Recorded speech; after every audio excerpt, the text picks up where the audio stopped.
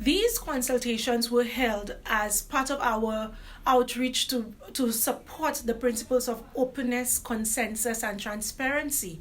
One of the things we pride ourselves in is involvement of people.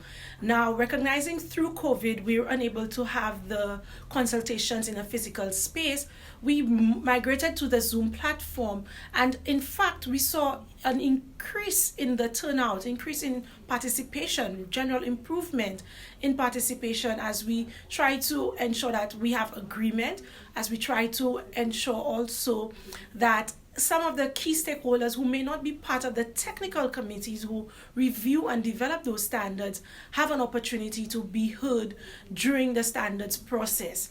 And we were able to reach maybe persons that might not have been able to come up to the bureau, or if we had it at an alternate venue, persons were able to tune in, participate, ask questions, learn, what exactly are the requirements of these standards and how it can impact them, be it their business, be them as a consumer regulator.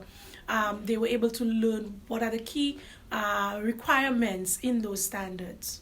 We have traditionally held public consultations in a face-to-face mode or method, and recognizing, of course, the success of the online and Zoom platforms for hosting these events, we anticipate that we will keep the online modality as we move forward. Of course, we understand that the pandemic we're currently facing limits our ability to come together to have those physical meetings.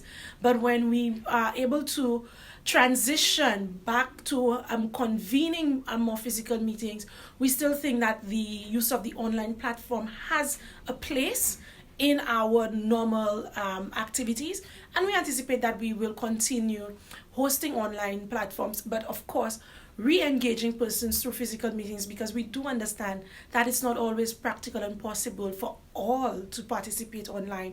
And in the spirit of inclusiveness and participation, we would try to see how we can host these events using the dual method.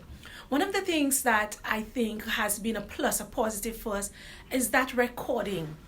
We can now put that recording online and reach even more than those persons who attended the event.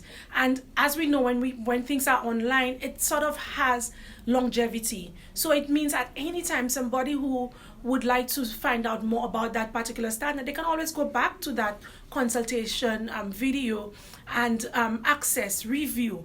If maybe they missed something when they were attending, and the videos placed online definitely give us the opportunity to sort of revisit continuously those activities that were held.